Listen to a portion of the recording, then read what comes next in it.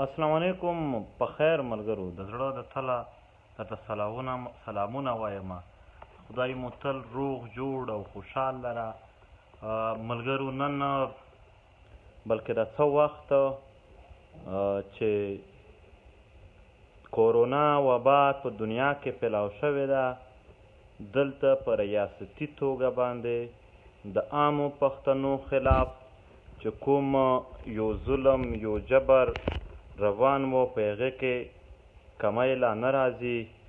که ته وګورې په چمن کې وژنې وشوې، د سردار عریف وزیر شهادت وشو، په نارت وزیرستان کې ځای پر ځای ټارګېټ کیلینګ وشول، او نن په جاني خیل کې هم یو ځوان دوی په بېدردي سره شهید کو. چا؟ نامعلوم افراد. اوس دا نامعلوم افراد څوک دي؟ دلته په پښتنو کې چې د چا هم وژنه وشي، دوی نام ورکي نامعلوم افراد، بس بیا کار ختم. بس بیا چې دوی یعنی چې کوم انویسټیګیشن وي هغه پې ختم کړي، ځکه چې دوی بیا بس معلومولو کوشش نه کوي. تر څو پورې به پښتنې منډې ژړوي، تر څو پورې به پښتنې خویندې ژړوي، تر څو پورې به پښتانه ځوانان وژني، نو دغه سلسله تر اوسه پورې روانه ده. په بل خوا باندې موږ تحریک د کورونا د مرض له وجې دا اعلان کړی و چې موږ خپلې اکټیویټیز نه کوو، خو بیا هم د عارف وزیر د شهادت نه پس موږ مجبور شولو او خپل عملیات مو وکړل. که راتلونکي کې هم دا سلسله دوی نوره زیاته کړي، موږ دې مجبوروي نه چې موږ بیا هم داسې احتجاجونو ته مجبور شو. د دغې ټولو پیښو چې کوم نن جاني خیل چې شوې ده، یا نور ځایونو کې شوي دي، یا پرون کابل کې او ننګرهار کې چې کومې شوي دي، تحریک دغې غندي او داسې پیښې د انسانانو قتل، د انسانانو مرګونه، د دغې مخالفت کوي چې دا د کله هم نه کېږي.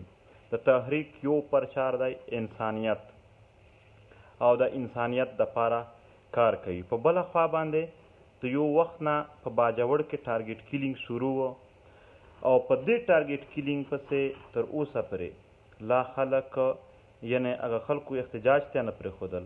خو څه ورځې اول چې عارف وزیر شهید شو، په دې باندې چې په باجوړ کې کوم احتجاج وشو، په هغې باندې نن او پرون هلته چې کوم کرنل دی هغه د باجوړ هغه ملګري تنګوي. د باجوړ هغو ملګرو ته پیغام دی، ټول پښتانه در سره ولاړ دي، چې یو ټیټه خبره هم ورته ونه کوي. باقي د عارف وزیر د وژنې د ده د شهادت چې کوم سوال دی، په هیڅ صورت باندې تحریک خپل شهیدان یو هیڅکله هم داسې بې حسابه بې کتابه نشي پرېښودلی. ریاستي ادارو پرون یو په ډېر غټ عهده باندې ناست آی جي کې پي کې وویل چې ده په افغانستان کې انټرویو ورکړې وه، د دغې ریاکشن دی.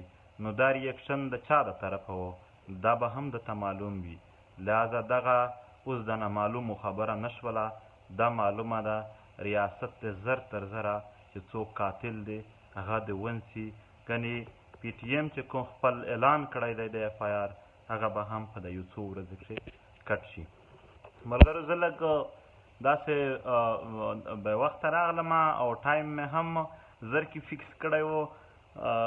یو خبر خورېدلو د کورونا پازیټیو په حواله سره چې ټیک ته دا تقریبا شپږ اووه ورځې کېږي چې زه کوارنټاین یم، او تقریبا د جنازې نه علاوه 14-15 ورځې کېږي چې زه نه خو خپل کور ته تللی وم، او هسې هم زه مې احتیاط کولو.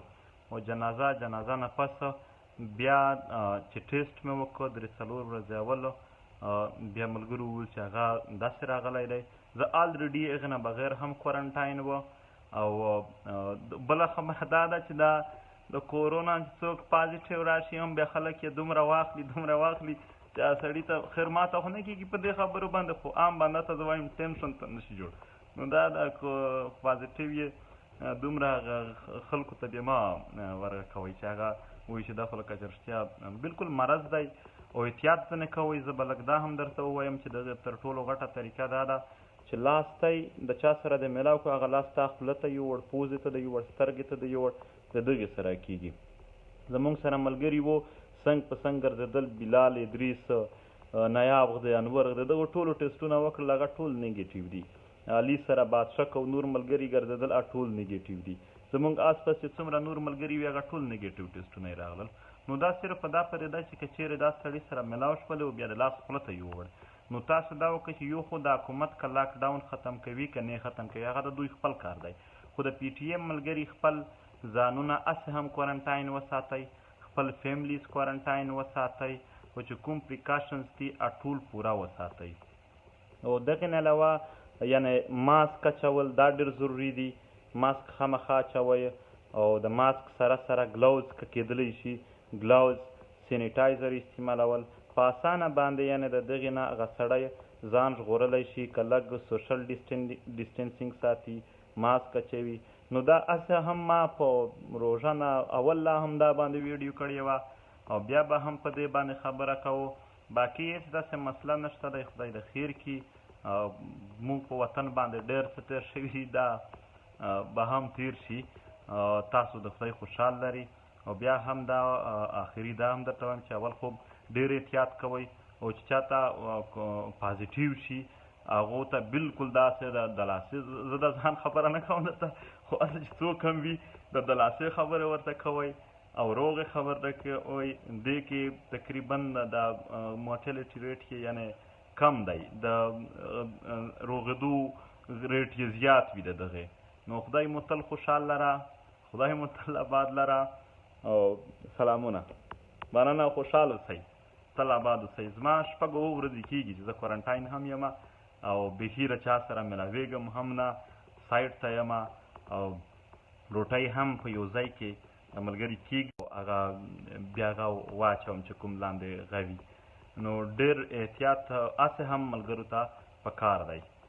ډېره مننه، خوشحال اوسئ، هېڅ غم فکر مه کوئ. مننه.